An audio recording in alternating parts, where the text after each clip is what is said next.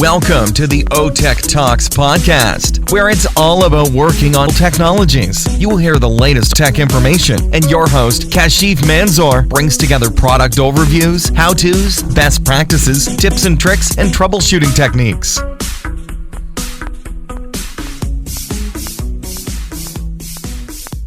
Welcome to OTechTalks.tv, and your host Kashif Manzoor is with you. And today we have another guest, and he is Jonathan Green. He's a best-selling author of 300 plus books and a celebrity ghostwriter. And he is using AI for his business and for content creation.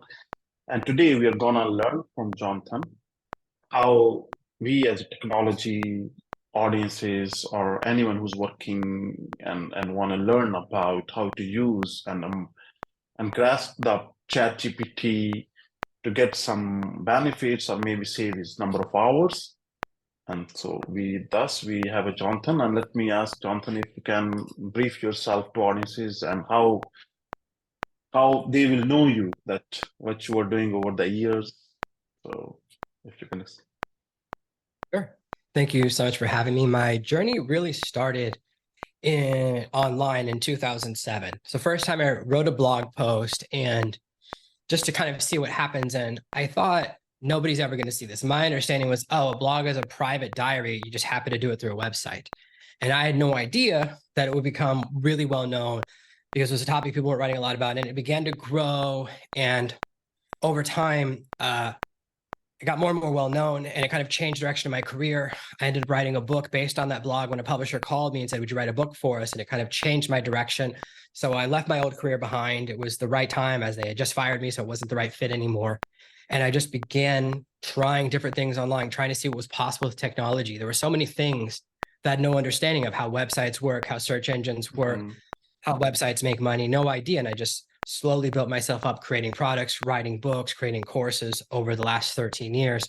And every couple of years, there's a shift in technology that changes the way everything is done, right? At first, the entire internet was just AOL, right? In America, as in high school, America Online equals internet. And now nobody uses that service, right? It's completely changed. So then when I grew up, it was like Excite was the search engine. Then you'd use Dogpile, then you'd use Alta Vista. And then now it's all Google, right? And so everything changes every few years. And when I saw the shift to AI over the past few years, until this year, last year, AI was just terrible. I was using a lot of AI tools, and at best, it could do the rough draft of a blog post, but nothing you could ever send out. Nothing you could send to someone else because it was always error-ridden, factually, grammatically, structurally. So just this year, in January, with the advent of ChatGPT 3.5, the game completely changed. Suddenly, an AI could write something that was no longer nonsensical. It was more factually accurate, more logical, more interesting, and it could write things that I would actually want to read. So that's really when I began the shift. And I said, if I don't jump on this train, it's going to pass me by. And I really believe that AI tools are going to shift from optional like they are right now to mandatory within 2 or 3 years. I think in a few years, if you're applying for a new job and you say, I don't know how to use AI, I don't use those tools, you're out the window. It's like an accountant that doesn't use a calculator or accountant that doesn't use spreadsheets. It's not really an optional tool. I think it's going to be mandatory within 2 or 3 years and maybe even sooner. Right. So I think you rightly connected the dots, how you started and then where the tools are becoming now. So one thing is you're using the tools. Another question is, if someone wants to know about you, what you're doing over the last 4 years, and that will give them more credibility that, okay, this is how I'm using in my day-to-day life, or maybe I'm improving my business. If you can correlate with some examples, that will help me even to understand. Yeah, so I began using AI tools about 2.5 years ago. There was a lot of AI writers came out over the last few years. They're all very expensive. They're all $50, $100, $200 a month, and you get limited by the number of words you can type. And only this year did I realize, they're all front ends for ChatGPT. Almost every AI tool is just using ChatGPT's API.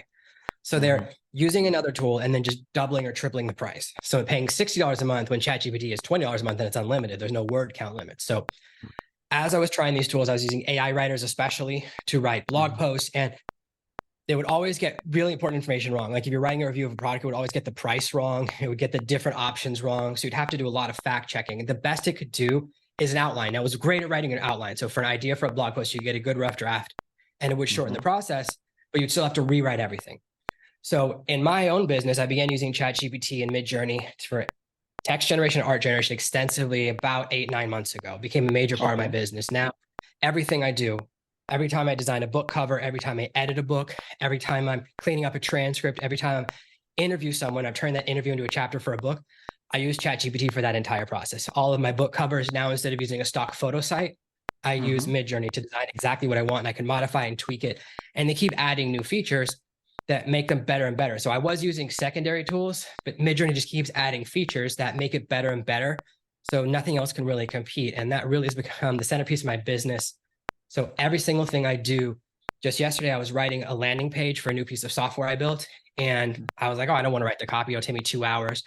I had ChatGPT write in, and it took about 7 minutes. So it saves a massive amount of time. It just does everything faster. The best way to think of it is just an accelerator. It doesn't replace you. It just gives you superpowers. Okay. Now, as your profile mentioned that you wrote 300 books, and those books are primarily, I mean, it varies different subjects, topics, or are you publishing with your name, or how we name it? Sure. I write under 5 different names. So I have my main brand, which is my name. I write fiction under one name. I write romance under another name. I do personal development under a different name and parenting under another name. So for different topics, for example, one of my biggest successful books was about potty training. I had to write that under a woman's name because no one wants to learn potty training from the dad. They always want to learn from the mom, even though I potty trained my kids. So sometimes you have to do those things. And then for clients, I've written a large number of books in other categories. I've written a lot of health books. I've written a lot of books that have to do lots and lots of medical research. So that kind of became how I got really well known, is that I could write a lot of book with tons of references, because for every claim you make for any type of medical product or book, you need to cite 2 different studies. And I was very good at doing that. So I kind of built a reputation writing books for other people. So I've written books in the dating space. I've written books in the health space, anti-aging, hair loss, different medical problems and challenges. So a pretty wide variety of topics in the nonfiction area I've written. And a lot of those books were in direct response, which means you buy it from a website for like $50 or $60. Only in 2016, 2015 did I start putting books on Amazon. So now you can buy books from me for $7 instead of $70. Right. And how you switched into that writing or helping books? I mean, how you transitioned to this type of profile or business, or how, as an independent or one man, how you're managing such work of? So I began writing books in 2010 when I got called about my blog, and someone said, would you write a book for us? I didn't even know that was a thing. I wrote that book for direct response. So that book is $67 instead of $7, sells copies every single day. And I said, wow, this is an amazing world. And other people heard about that project and said, would you write a book for us? Would you write a book for us? So I started writing books for lots of different people in the direct response space. And it just basically, I'm very fast. And I developed that reputation of, if you have an emergency planned a product launch and then you don't have the product, you can call me. So someone called me and said, hey, we had a book written. It's coming out in 4 days. The author completely messed up. Can you write it and get it done, ready to publish in 4 days? And when I did that, when the book was really good, massive success for that company, it kind of just continued to bring in more and more clients. Now, my books in the past, up to about 2016, 2017, it was a lot of direct response books, really long educational books, and driven by solving a problem, right? It would be solving a specific problem, like how to deal with diabetes, how to do weight loss, something specific like that. Since then, as I started publishing my books on Amazon from 2016 forward, now my clients are people who have a story they want to tell, but they don't have the time or the skill to turn it into a book. So I either coach them through the process if they've written some of it, or I just write the whole thing for them and take their story by interviewing them and convert that into the format of a book, because I have so much experience, but it's really their story that becomes the book. Right. So, I mean, it's become now a service, as a service provided to different people, right? So how you can scale it? You're one man. Sure. So I take 3 clients a year. Okay. And I get paid a lot of money. I get paid enough money that I don't have to do anything else for the rest of the year if I don't want. So those 3 projects cover all the costs of my family for an entire year. So I don't need to take on a lot of clients. When I started out, it was very cheap. As you write enough bestsellers, develop a reputation, the price can go up because people know you're one of the best in the business. So my reputation precedes me. I don't actually pursue clients. I haven't actively reached out or asked someone if they want me to write their book in probably 6 or 7 years. I get emails or phone calls a couple times a month from someone says, hey, do you want to work with me? So I get enough outreach towards me that I don't have to pursue clients anymore. Okay. So, let's run through. As an example, I'm writing blogs maybe last 7, 8 years, but it's not quite frequently writer. Similarly, the podcast not a frequent one. It's like a side project for me that whenever I write it. But I realize it. I work in a technology space, and I realized it that when you write something, you learn better, or you spend a lot of time on it, and then you do the research, and that gives you the output out of it. Now, take an example of that, or from the audiences, someone works in a technology space, and as now the job market is growing, I mean, different expectation that someone should be starting writing a blog or technical articles, or how he can differentiate himself or her. Sure. So whenever I work with someone, the first thing I say is, what's your real goal? And most people, there's a couple of goals they choose from. The first is they just want to tell their story. They don't care if anyone reads it. I'm a pure artist, right? I don't want anything to do with my art. I want to make a painting. I don't care if anyone buys it. They're pure artists. The next person is someone who I haven't had a lot of these clients. The next type of client is someone who like, they just want a type of immortality. For example, I had a client who wanted me to write a biography of his father. Really exciting project, a lot of pressure on me because you have to tell it perfect when it's someone's dad. You know what I mean? It's a lot of pressure, but it came out.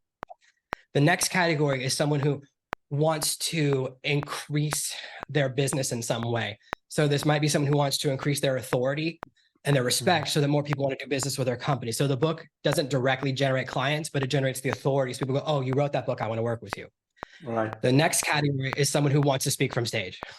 So they want the authority, but for a specific purposes. Oh, I want to speak. I want to do a TED talk, a TEDx talk. I want to speak at more conferences.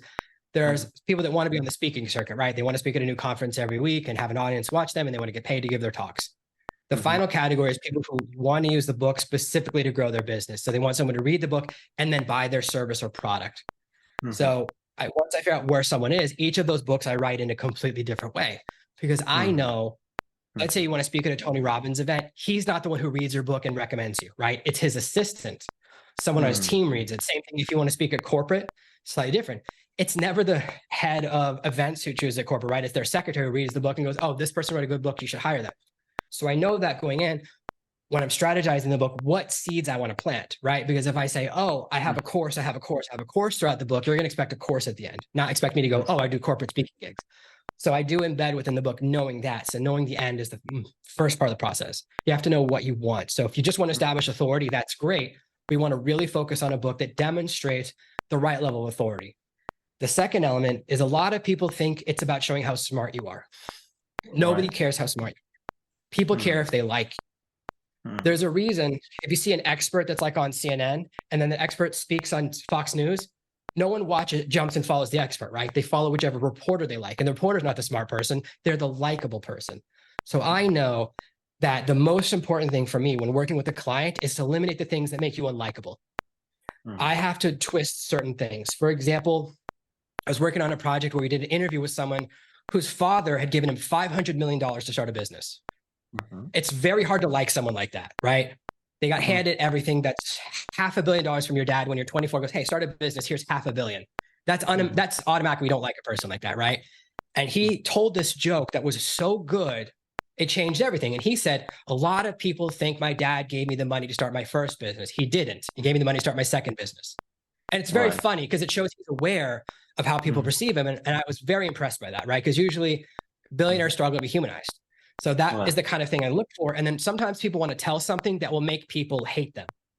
And they don't know that. Most of the times there's one sentence in a book that I read, I go, people will misinterpret this. I was working with a client recently and she had a sentence about how she's intuitive. I said, people will read this and think you can tell the future. You can't have that in the book because they will all say, prove it, and then negative review your book, right? She wasn't claiming that, but my job is to go, oh, people will misread that claim. I said, Right. if you want to put that in the book, that has to be the book has to be about that, right? You can't make a side note in a book about computers and go, oh, I can see the future, but this, right? You'd expect, no, don't jump past that. That's the story, right? So I had another client who wanted to include that he left his fiance at the altar and decided not to marry her. And he's like, that's an important part of my life. And I said, that's an important part of your life if you're Darth Vader. Only the villain leaves the other person on the day of the wedding. There's no way you're the good guy, the hero of the book. I said, people will hate you. And sometimes your story is important to you, but you don't realize how other people will see it. There are certain parts of your story that sometimes don't make sense. So I've written a lot of different books, and each of the books about me, I include a different facet of my personality, a different story from my life. And you don't have to put every single thing that ever happened to you in your book. People don't want to read a biography. They want to hear your stories, but leading to a specific point. So a lot of what I work with people is figuring out what's the interesting part of them and get rid of the boring, because it's very easy to write about yourself and be boring because you can't tell what's interesting. Sometimes people write a book and it sounds like they're telling a dream, and there's nothing worse than someone telling you their dream. It's the most boring thing someone can do because it didn't really happen. It's an imaginary story that they're going to forget tomorrow. There's no point. So my job is to pursue the interesting, go, wait, that's the interesting thing. Tell me more about that. So that's really the skill I bring when working with a client, is I can tell what's boring and interesting and what could be misinterpreted. Those are really most important skills I have. Okay. So that's about your skills. Now, if someone wants to start writing and he want to capitalize on his knowledge or expertise to start building maybe authority. So what is some short framework or maybe a roadmap how he should be starting up, or I should be taking it up? Sure. The very first chapter needs to be, what's the worst thing that's ever happened to you that you're willing to put in the book? You take that story, whatever it is. I almost got run over. I fell out of a tree. My parents couldn't afford to take me to the hospital. My dog died. I was in a truck that flipped and was about to catch on fire and thought I was going to die. If you tell that story, that's the start of the book. You then cut that story in half. First half at the beginning of the book, second half of the story at the end of the book. People read the entire book because they want to find out what happened in that fire, right? They want to get to the end of the story. It's like at the beginning of movies when they show the action scene and then they go, back to the beginning. You go, oh, I'm going to watch the movie. I want to get to that action scene. Right. That's how you start the book. The second chapter is why you should read this book. What is your benefit? By the end of this book, you will be able to jump 2 inches higher. You'll be able to read 2 times faster, whatever the benefit is. Because people are narcissists. They have to know, why should I finish reading the book? Chapter 3, why should I listen to you? This is very, very important. Are you an expert? Do you have like a doctorate in your field? Have you done a bunch of research? Do you have a personal story? This is a story of my journey of going from poverty to paying off my debt. That's your story. Or it can be about, oh, I've helped clients do this. I've helped 10 people become wealthy. Whatever, that's the third chapter, right? So it's introduction, excitement. Then it's how your life's going to get better. Then it's why you should listen to me. And then from there, what you want to do is tell just want to teach 3 lessons. What are the 3 biggest mistakes people make in your business? So you could say the 3 reasons people fail at keto, or the 3 keys to succeeding at keto, or the 3 reasons people always make mistakes on their spreadsheets. The 3 biggest spreadsheet mistakes. Because people go, oh, I don't want to make those mistakes. So you're either teaching them something to avoid or something to pursue. So that's really the critical structure. And then the second half of the book, you can either do 3 good things and 3 bad things, like 3 keys to success, 3 things to avoid. And then you just bring it home. The second to last chapter is kind of closing down and saying, so you've learned all these things, and now you have to think about how you're going to apply in your business. And the final chapter of the book is you're going to conclude that story. You're going to say, this is a dialogue, not a monologue. Here's how you can contact me. I'm reachable. This isn't the 1800s. You can actually email me and I'll write you back. You can message me on Twitter. I'll message you back, right? Because you want to create engagement so they don't forget you. And then finally, you want to have the call to action. Come visit my website, join my mailing list, follow me on Twitter, download this free gift, whatever the thing is. You tell them to do that. And if it's fiction, right, you go, oh, and I have another book coming up. Here's a free chapter of the next book. So in fiction, you want to read the next book, and in nonfiction, you want to get them out of the book world. So that's really a very simple structure for a book that works every single time. Okay. And very good. I think, and that's very well explained structure for anyone to writing a book. The key question will come in my mind: how he can show that. Is it important to show credibility, or is it can be just a personal story? mean, how someone need to show? Sure. Great question. Here's the level you have to demonstrate. This is, I'm an expert. You don't want to do this. People don't like experts. It's off-putting. Nobody wants to be friends with Stephen Hawking because you're afraid you'll look dumb. What you want is to be here. This is idiot. This is not an idiot. Okay. As long as you're above idiot, you're golden. And it's actually better to be closer because people are afraid to ask really smart people questions. So you don't want to appear too smart because it doesn't benefit you. It's counterintuitive as it sounds. So you want to focus more on likability than you do on education. That's why you only teach 3 things. Because you also don't want people to go, oh, I know, I've read this book. I know everything Jonathan knows. I don't need to read anything else from him. I've reached the totality of his knowledge. Your book should not be your magnum opus because that will also be the end of your relationship and you won't create a customer or client or get the speaking gig. So instead, focus on likability. Here's how you make people like you. I understand how you feel. I've been where you are. I can help you get out. Right. Example, I've just lost a ton of weight. Today, I hit a massive weight loss goal. I've lost 33 kilograms, which moves me from obese to overweight. Today, I crossed out of years, 10 years of obese. Really big moment. I don't want to learn about weight loss from someone who's always had a 6-pack, right? If someone's always been skinny, hey, you don't know how I feel. Right. I would much rather, and I do. Who do I follow? I watch a lot of videos to stay motivated. It's always by someone who's fat and not fat anymore because they know how I feel. This is the secret to Oprah Winfrey's success, right? She goes, I know how you feel. She's a billionaire, right? She doesn't know what it's like to be poor anymore. It's been 40 years, but she can make you feel that way. She goes, I know how you feel. And though she has cool phrases like, we speak your name. It's kind of a meaningless sentence, but it sounds like, oh, I know how you feel. I know you want to feel significant. So if you can demonstrate to your reader that you actually care about their success more than yourself, they're really going to like you. Instead of, it's like if you use really big words and they get confused, they will hate you. I got a really bad review in my book recently because I used the word call to action. He goes, I didn't know what it means. Now I put, if you double click it in Amazon, it shows the definition. I added it to the dictionary inside the book.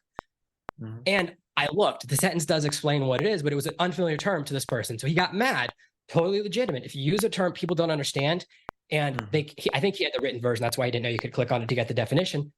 Of course he's mad at me. Why wouldn't you? Because I made him feel stupid. He had to go to the internet and search what's a call to action. So anytime you make the reader feel stupid, they will never forgive you. And it's easy to make that mistake by using insider language, technical terms. And you forget that you're doing this. And every culture has kind of language that lets you know. Police, the way they talk to each other, they can be out of uniform. They can recognize each other because they use certain terms, right? And they know what all those number codes means. In the same way, military always recognize each other. Military knows military, and they can always tell when someone's fake military because they have so much culture. They've been through boot camp together. They have the language together. I worked on an ambulance in college as a medic, and we said things you would never say outside of an ambulance because we dealt with death and really scary things every day and people in really bad situations. You cannot make a mistake. There's nothing more pressure than when you have 8 minutes to keep someone alive. It's a massive amount of pressure. And so you tell jokes that are very morbid and use a lot of insider language that people outside wouldn't know. It's how we can identify each other.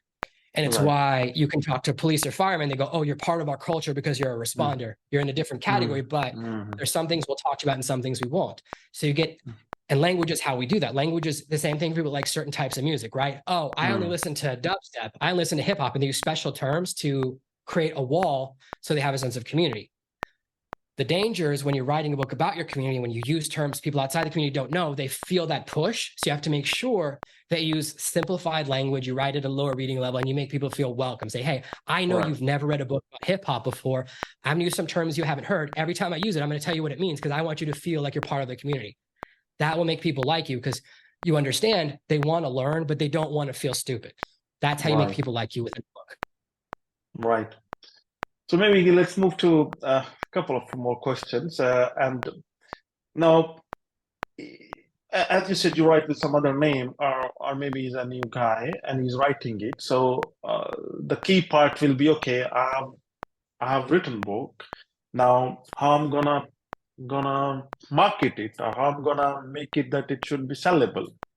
So any pointers or insights on that one for a new one who's going to just want to? This is harder than the writing of the book. Everyone thinks I finished my book, work is done. No, it's not. You upload your book to Amazon, no one cares. Nobody wants to be the first person, right? Imagine you go, oh, I've invented a new medicine. Do you want to be the first person to try it? No way. What? I don't want to be the human trial. Nobody will buy a book or buy a product that has no reviews. No one wants to be first.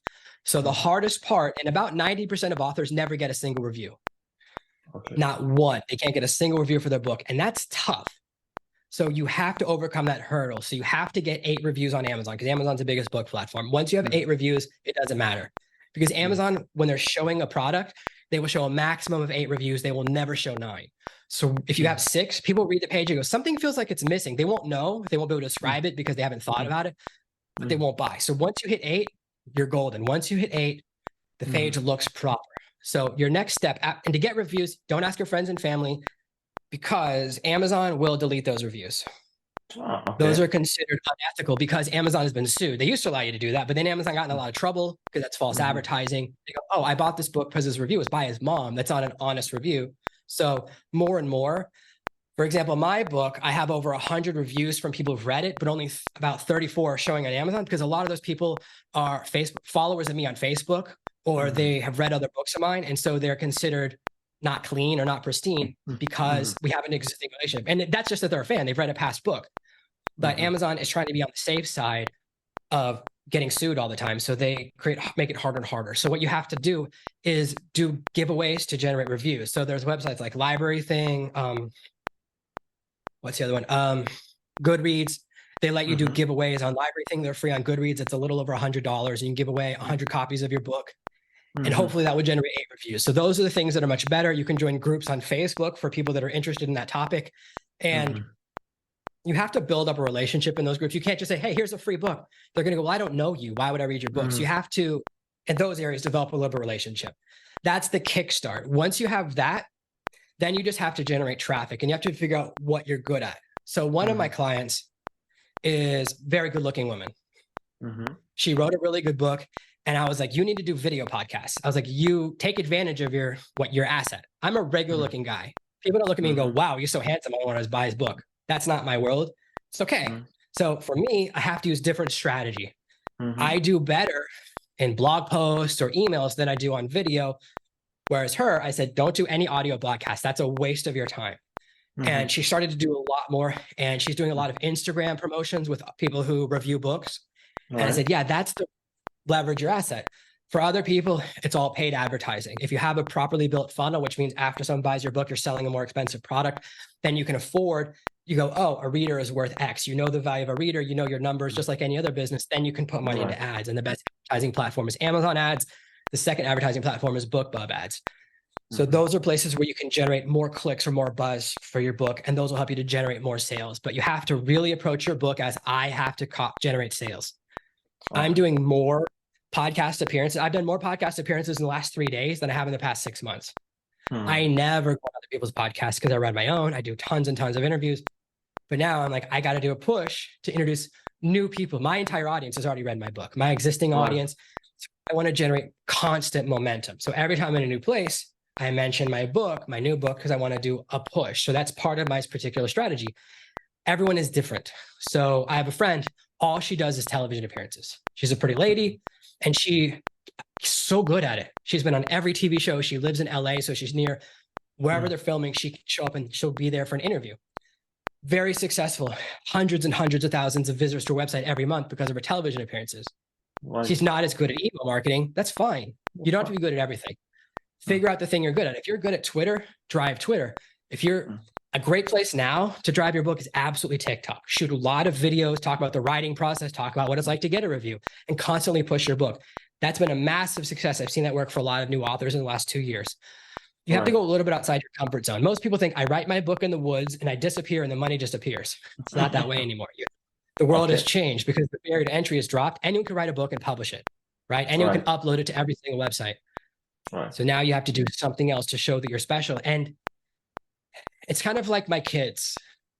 My daughter has figured out that my printer can print out coloring book pages.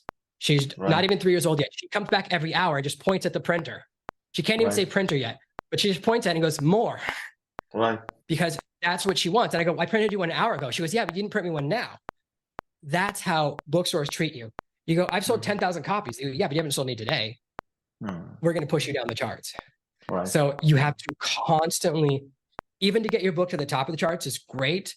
And I did that with my launch of my book. Now I'm like constantly having to fight to keep it there because it's like a kid. What have you done lately? Like I sold a couple hundred books yesterday. Yeah, but you didn't sell any today, so it doesn't matter. So that's the challenge as an author, is to see that your book is a business and you have to do whatever you can to keep it in the front of people's minds, to get it in front of new people, to get it in front of other people.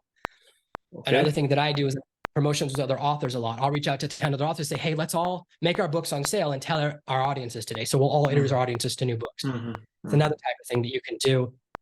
All of these are all for the same goal: get more sales of your book. So if that's your strategy, you just have to think, how can I generate more sales, and be very proactive. Because so let's say if you're not.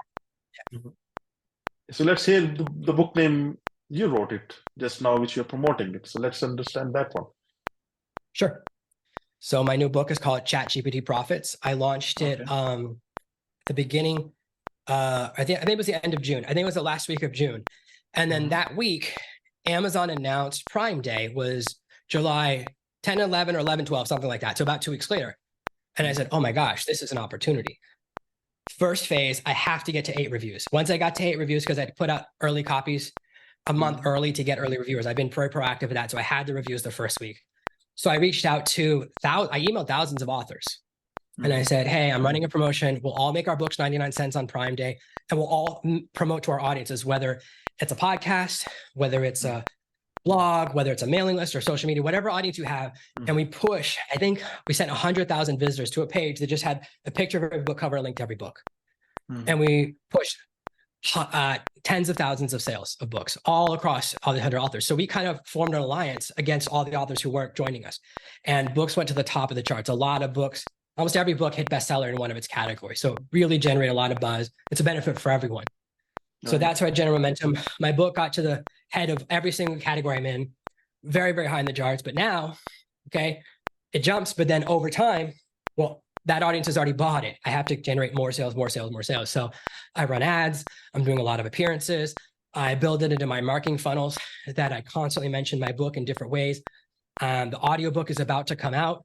The narrator just sent me the book actually right before this call. I was in the process of loading it into my transcription software so I can compare the transcription of the audiobook to the original book to see how it matches, so I can go through it quicker. And then you can go, oh, there's another push.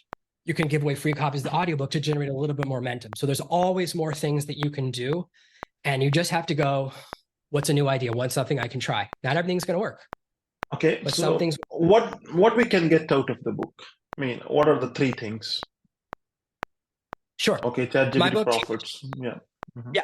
ChatGPT Profits is specifically designed to show you how to make money using ChatGPT. So it shows you exact prompts that I've used that have generated revenue for my business. And it's completely built around that core concept. So the first thing that you'll learn is kind of how to be faster, how to think faster, how to ask questions. The second thing you'll learn is specific ways to make money. For example, I show you exactly how to write a blog post. I show the 13 prompts in a row to write a blog post that will pass every Amazon, every Google SEO test and rank. So I show you that exact process from A to Z. You go, oh, now I know how to do this. I also show you how to deliver services. So you can say, hey, I'll edit your podcast, and you can do it doing AI, right? So there's ways to do that. I show things like that using ChatGPT. So how to edit a book using ChatGPT that looks perfect, perfect grammar, perfect structure. The customer's happy. You did the process. They don't care what tool you used. The third thing you learn, the third section is how to understand the psychology of ChatGPT, what it can do and what it can't do, why it lies to some people and how to make sure it never lies to you, and how to develop your own prompting structure. So I teach, you can teach ChatGPT to be a specific person, and it will then limit its data set to just that person. So now you're limited to just a really good author or just a really good scientist or just a specific historical figure, and you can interrogate or ask questions of that figure and learn from them. So those are the 3 things you learn, kind of how to be faster, how to make money, and then advanced. And if audiences want to reach out to you or to get your book, so where they can reach out? Maybe the last question. Sure. Yep, great question. If you go to servenomaster.com, if you Google Serve No Master, every result is me. It's either my blog or my podcast or my book, Serve No Master. Or if you go to servemaster.com/AI, that's all my information about artificial intelligence, the tools I'm using, the software I've built, and links to the book. Thank you so much. Great mentioning the tool. And I really appreciate joining the Open Tech Talks with us and sharing your knowledge, primarily writing books and how you can write it, not only write it, you can even a framework with including the chapters and how you can market it. That's really appreciate that will help a lot of people to get through it. Thank you. Wonderful. I'm glad it was useful. Thank you so much for having me. Thank you so much. Bye-bye. Thanks for listening to the OTech Talks podcast, and be part of Tech Talks at otechtalks.tv. It's a turf to share ideas, insights, and innovations.